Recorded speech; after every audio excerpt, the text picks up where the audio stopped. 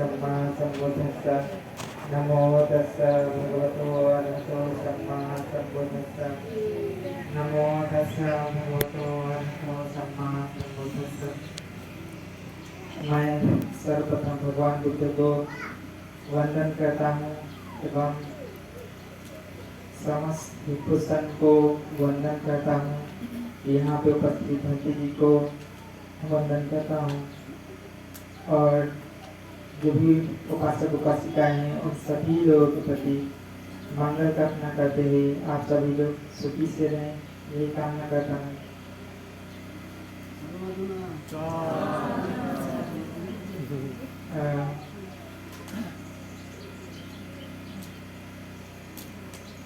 जैसे कि भगवान बुद्ध ने जब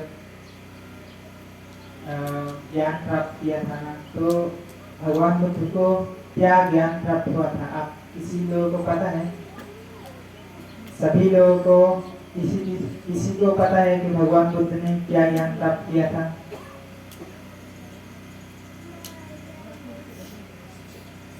भगवान बुद्ध ने जब भगवान बुद्ध को बोध ज्ञान जब ज्ञान प्राप्त हुआ था, तो भगवान बुद्ध को तीन ज्ञान प्राप्त हुआ था। उसमें से एक होता है पुग्गेनिवासानुसति, एक दिव्य चक्षु,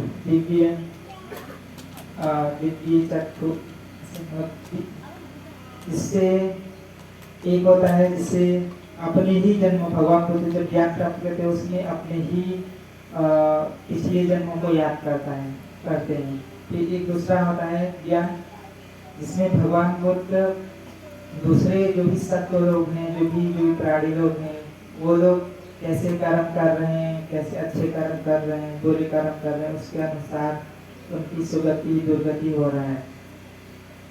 और एक तीसरा ज्ञान होता है जिससे कि उनसे जो भी उन्हें जिस कारण की वजह से जिसकी वजह से दुख उत्पन्न हो रहा है, जो दुख हो रहा है उसको कैसे खत्म करेंगे, उसको ज्ञान प्राप्त होता है। तो भगवान बुद्ध ज्ञान प्राप्त करने के बाद जब वो उनसे प्रार्थना करता है, वो जो भगवान ब्रह्मा होता है वो भगवान को आके प्रार्थना करता है कि भगवान आप सभी लोगों को ज्ञान बताइए। तो भगवान ने सभी लोगों को देख करके फिर बोला ठीक है। तो भगवान ने ज्ञान सबसे पहले पंचवर्गीय भिक्षु को दिया, तो जिसमें भगवान बुद्ध ने चार सत्य आराष्टमी मार्ग के बारे में बताया। और जब भगवान बुद्ध अंतिम अवस्था में जब कुशीनगर में थे तभी भगवान बुद्ध ने आर्य अष्टांगिक मार्ग के बारे में ही बताया। बोला कि यही एक मार्ग है जिसके जरिए कोई भी इंसान जो भी दुख तनाव होता है उससे मुक्ति पा सकता है। तो जैसे कि आर्य अष्टांगिक मार्ग क्या है उसको अच्छे से समझना चाहिए। सबसे पहले आर्य अष्टांगिक में 8 मार्ग होता है, 8 चीजें होती हैं, 8 अंग होते हैं, जिसमें सबसे पहला होता है सम्यक दृष्टि। आप लोग अभी जैसे कि वो क्या बोले उत्सर्ग कर रहा था उसमें बोले कि मिथ्या दृष्टि 82 प्रकार की मिथ्या दृष्टि हम में ना आए, ऐसा आप लोग बोल रहे थे। तो सबसे पहले जो मिथ्या दृष्टि कई प्रकार की होती है। तो जो सम्यक दृष्टि होता है वो उसका ही उल्टा होता है। तो सबसे जो पहला जो शुरुआती स्तर में जो हम लोगों को सम्यक दृष्टि होना चाहिए वो है दान करना चाहिए। दान जो होता है उसका फल होता है, जो भी हम लोग अच्छा कर्म करता है, बुरा कर्म करता है उसका फल भी आता है। जो भी हमारे माता पिता हैं, जो भी अच्छे लोग हैं वो अच्छा कर्म करते हैं, जो भी साधु सन्यासी हैं वो लोग भी अच्छा काम करते हैं और ध्यान भावना करते हैं, जिसके जरिए वो इस पूरी दुनिया में देखते हैं और फिर जो भी दुनिया का सच्चाई है उसको जानते हैं और फिर वो सब जो भी प्राणी लोग हैं, जो भी मनुष्य लोग हैं उसको वो ज्ञान बांटाते हैं। तो ये होता है सबसे पहले जो शुरू सबसे जो स्टार्टिंग में जो सम्यक दृष्टि होना चाहिए वो होती है। तो ये हम लोगों को होना चाहिए। अगर ये हम लोगों में नहीं होगा तो सबसे जो मूलभूत हुई यही सबसे शुरुआती स्तर की सम्यक दृष्टि है। बाकी बहुत सारी जब कोई व्यक्ति धर्म के रास्ते पर चलने लगता है उसको फिर जो भी उसकी गलत धारणाएं होती है, गलत दृष्टियाँ होती हैं, वो फिर धीरे धीरे उसकी सुधरती रहती है। जब वो धर्म सुनता है, धर्म का पालन करता है, तो उसको खुद से बहुत सारी दृष्टियाँ समझ में आती हैं। जब धर्म पढ़ता है, ज्ञान सुनता है, तब उसको उसकी दृष्टियाँ धीरे धीरे सुधरती हैं। तो जब भी आप लोग दान पुण्य करता है, इससे भी आपका पुण्य, आपके अच्छे कर्म आपको मदद करेंगे। ये सब दृष्टियाँ, गलत जो भी दृष्टियाँ हैं, गलत धारणाएं हैं, इनसे हम लोगों को मुक्ति पाने के लिए। तो सबसे पहले भगवान बुद्ध ने आरएसटाइन आगे बताया दृष्टि मतलब हम जब दृष्टि ही अगर अच्छी नहीं होगी तो हम कोई भी अच्छा कर्म नहीं कर सकते। भगवान बुद्ध ने बोला कि जैसे कि एक कोई पेड़ होता है, उसका बीज अगर अच्छा नहीं होता है तो वह पेड़ भी अच्छा नहीं होता है। तो अगर जैसे हमारा दृष्टि ही अच्छी नहीं होगी, दृष्टि ही गलत होगी, मिथ्या दृष्टि होगी, तो हमारे कर्म भी गलत ही होते जाएंगे। तो इसलिए सबसे जरूरी होता है दृष्टि। उसके अगर दृष्टि सही नहीं होगी तो उसकी वजह से हमारे जो भी विचार होंगे, जो भी हमारे संकल्प होंगे, वो भी गलत ही होते चले जाएंगे। उसके ऊपर से जो हम जो कर्म करेंगे वो भी गलत ही होते जाएंगे, क्योंकि जो हमारा जो सबसे मूलभूत चीज है दृष्टि, वो ही गलत है। अगर सम्यक दृष्टि रहेगी तो हमारे कर्म भी अच्छे होंगे। फिर हम उसके जरिए ही हम धर्म जो भी हम ज्ञान सुनेंगे उससे हम उसे जांच करते रहेंगे क्या सही क्या गलत। तो सबसे जो जरूरी काम है दृष्टि ही है। उसके अनुसार ही हम अपना कर्म करते हैं, अच्छा करते हैं, बुरा करते हैं। तो जैसे कि भगवान बुद्ध ने धम्मपद में भगवान बुद्ध ने कई सारी ज्ञान बताया है लोगों को। जब जब जरूरत पड़ी लोगों ने पूछा है भगवान बुद्ध से, तब भगवान बुद्ध ने लोगों को उनको रास्ता बताया है कैसे कि उससे उनको छुटकारा मिलेगा। तो भगवान बुद्ध ने धम्मपद में एक गाथा बोला है, पहली ही गाथा है कि मनोपुक्कंगमा धम्मा। अगर हमारा मन अच्छा नहीं रहा, मन ही सबसे आगे होता है। अगर हम बेकार मन से, दुष्ट मन से कोई भी कर्म करता है तो उसका दुख उसके पीछे ऐसे होता है जैसे बैलगाड़ी होता है, बैलगाड़ी के चक्के उस बैलों के पीछे पीछे होता है, ऐसे ही दुख होता है। अगर हम अच्छा कर्म करता है तो सुख भी हमें ऐसे ही पीछे होता है जैसे कि हमें हमेशा साथ न छोड़ने वाली छाया हमारे पीछे पीछे ही रहती है। तो सबसे जो मूल जो चीज है वो मन भी होता है। मन भी इम्पोर्टेंट होता है, महत्वपूर्ण होता है। और हम उसके अनुसार जब भी हम कर्म करते हैं तो उसका फल हमको हम ही मिलता है। भगवान ने बोला कि अगर कोई भी कर्म करता है, सोचता है कि हम जो कर्म कर रहे हैं उससे हम छूट जाएंगे, हमको वो कर्म का फल नहीं मिलेगा, तो ऐसा नहीं होता। भगवान ने बोला कि अगर वो आसमान में रहे, आकाश में भी रहे ना, तब भी वो जो अच्छा कर्म किया है, जो बुरा कर्म किया उसका फल मिलता है। और अगर वो समुद्र में भी रहे, समुद्र के भीतर कई हजार किलोमीटर दूर अंदर भी रहता है, तो भी उसने जो भी बुरा कर्म किया है, जो भी अच्छा कर्म किया है, उसको समुद्र के अंदर भी उसका फल मिलता है। और अगर वो जमीन पर, धरती पे रहता है, तब भी अगर वो कहीं पर रहे या पूरे हिमालय के अंदर चला जाए, तब भी जो उसने जो अच्छा कर्म किया है, जो बुरा कर्म किया है, उसका फल मिलता है। भगवान के बुद्ध के समय एक कई सारे भिक्षु लोग थे। तो आप लोग सुनने का प्रयास करिए ध्यान से। तो भगवान बुद्ध की मैं भी एक स्टोरी सुना के फिर अपना बेचना बंद कर दूंगा।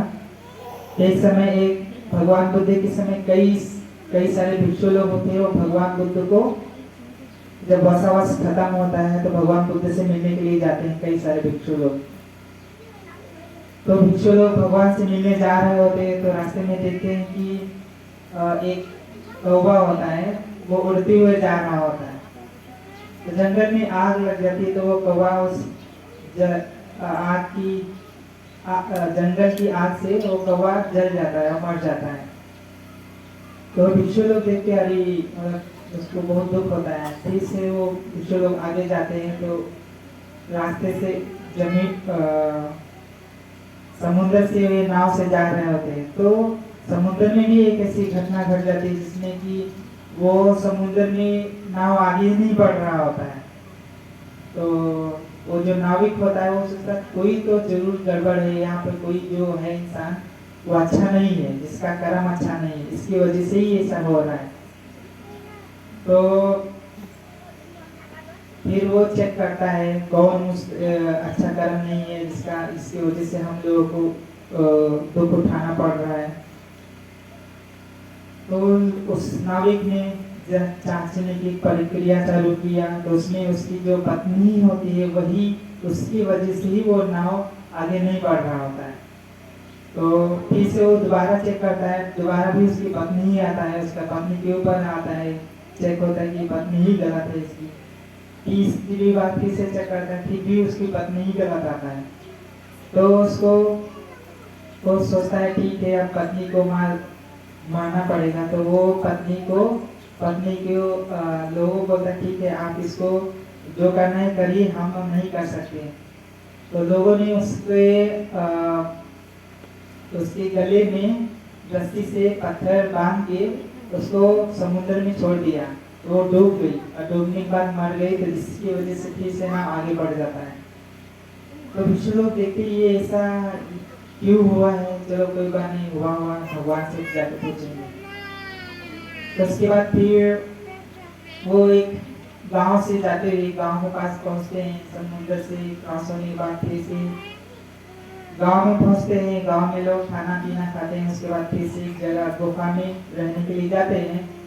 तो उस गुफा में रहने के बाद लोग पता नहीं क्यों कैसे उस भिक्षु लोग गुफा में रहते हैं। तो उस गुफा में गुफा का जो गेट होता है, जो द्वार होता है, तो उसके बहुत बड़ा पत्थर आके रुक जाता है।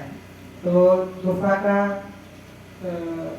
गेट दरवाजा बंद हो जाता है, निकलने का रास्ता बंद हो जाता है। तो भिक्षु लोग उसी गुफा में रहते हैं कई दिन तक। और वहाँ का जो उपासक लोग होता है वो लोग भी भूल जाता है कि अरे भक्ते लोग उस गुफा में हैं। तो 7 दिन तक वो भक्ते लोग एक गुफा के अंदर ही रहते हैं। कोई खाना नहीं मिलता, कोई पानी नहीं मिलता, कुछ भी नहीं। वो अंधेरे में रहता है, खाना बिना पानी का।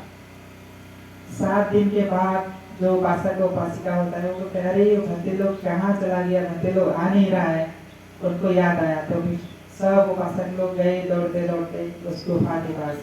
तो उस पत्थर को हटाए तो देखा अरे भक्ते लोग हैं, बहुत दुबले पतला हो गया है, बहुत कमजोर हो गया है।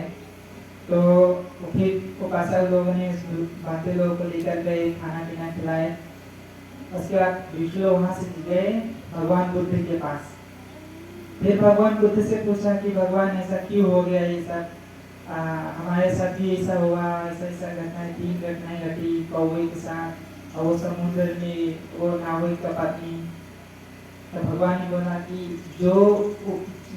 जो भी होता है हमारे कर्मों की वजह से ही होता है।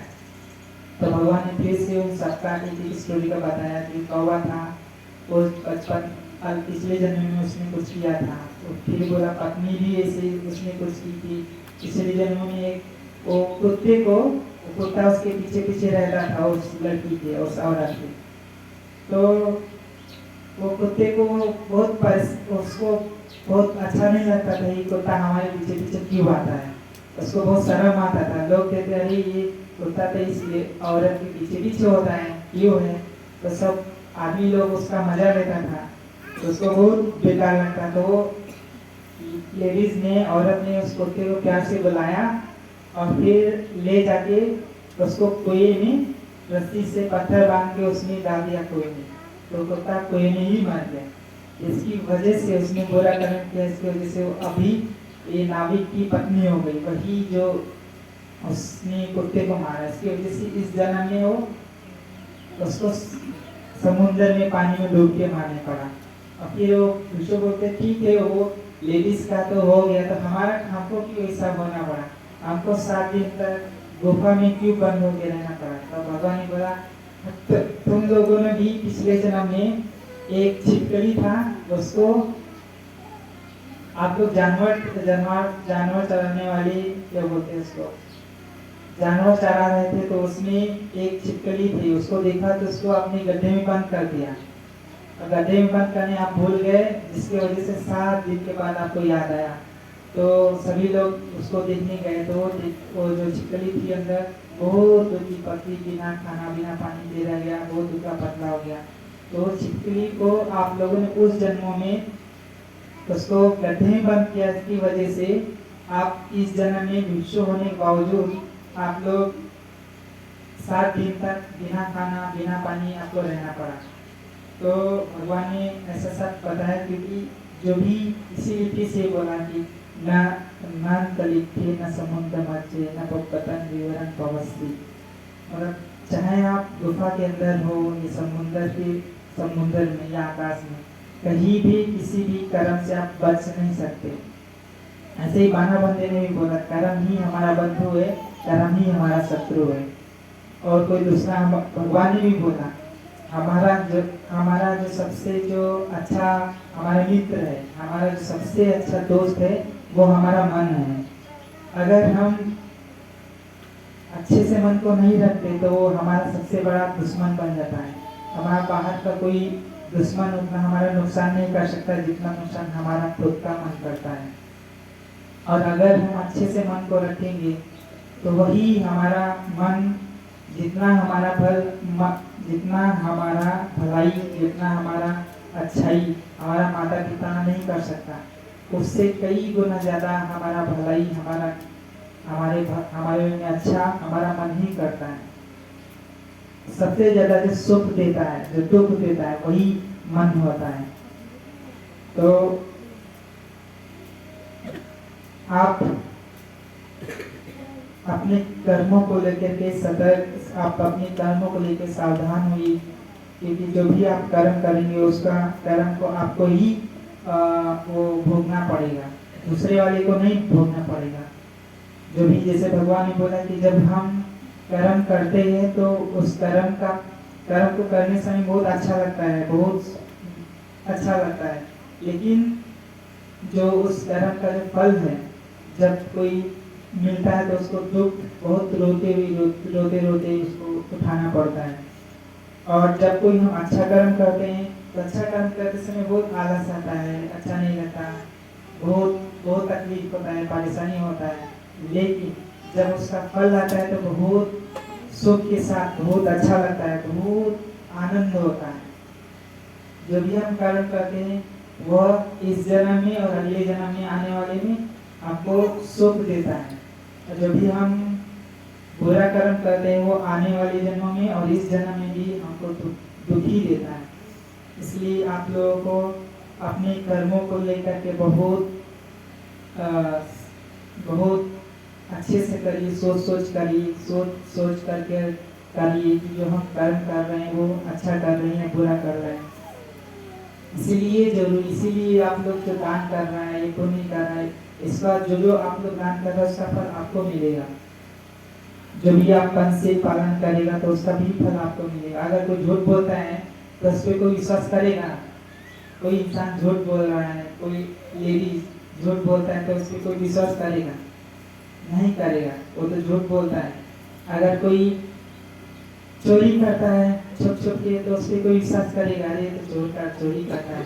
हमारे हम हिस्ट्री में एक चोर आ गया था ना, तो उसको कोई विश्वास नहीं करता। हम लोग तो ताला मार के जाते थे, कभी बाथरूम जाते थे तभी भी ताला मार के जाते थे। तो कोई इंसान चोरी करता है, कोई इंसान झूठ बोलता है, कोई शराब पीता है, तो कोई इस पर विश्वास नहीं करता है। और कोई इंसान झूठ झूठ नहीं बोलता है, सत्य बोलता है, ईमानदारी से रहता है, तो उस पर हर कोई विश्वास करता है। पूरी चकमा अगर जो कोई चकमा समाज में सच्चाई हमेशा सच्ची बोलता है तो उस पर हर कोई विश्वास करेगा। कोई छोटा बच्चा, कोई बूढ़ा इंसान, हर कोई विश्वास करेगा ये अच्छा है, ये इंसान अच्छा है, इस पर भरोसा करना चाहिए। और जो इंसान शराब पीता है यही पंचशील है। हम इस जन्म में अगर हम अच्छे से शील पालन करता है, झूठ नहीं बोलता, चोरी नहीं करता, तो हमारा और हमारे परिवार में, हमारे समाज में हमारी इज्जत होता है, हमारा सम्मान होता है। अगर हम ये सब नहीं करते तो हमारे समाज में, हमारे परिवार में और हमारे जो बच्चे होते हैं वो भी हमसे गलत सीखते हैं। अरे हमारे मम्मी पापा झूठ बोलता है तो हमको भी मम्मी पापा झूठ बोल रहा है तो हमको भी झूठ बोलना चाहिए। वो झूठ बोलना सही होता है, भक्ति लोग बोलते हैं, उनका नहीं बात मानना चाहिए, क्योंकि हमारे मम्मी पापा जो कर रहे हैं वो करेंगे। तो आपका जो बच्चा है आपसे ही सीखता है। फिर बाद में बच्चा आपके झूठ बोलता है, आप बोलता है कहाँ से आया, तो बोलता है नहीं हम इधर गए थे, गया था मौज मस्ती करने के लिए, शराब पीने के लिए, एंजॉय करने के लिए। वो आपसे ही सीखता है। आप शराब पीते हैं तो आपको अपने लिए, अपने समाज के लिए, अपने बच्चों लोगों के लिए, अपने सब कम्युनिटी के लिए सोच करके जो भी करिए अच्छा ही करिए। आपका अपना भला हो, आपका भला हो और आप सब लोगों का भला हो। तो मैं अपना शब्दों को यहीं पे रोकता हूँ और आप लोगों के प्रति मंगल कामना करता हूँ। जो भी भगवान बुद्ध हैं, भगवान बुद्ध को नमन करते हुए भिक्षु संत को नमन करता हूँ, यहाँ पर उपस्थित भक्ति जी को नमन करता हूँ एवं आप लोगों के प्रति मंगल कामना करते हुए अपनी वाणी को यहीं पे विराम करता हूँ। साधु साधु साधु।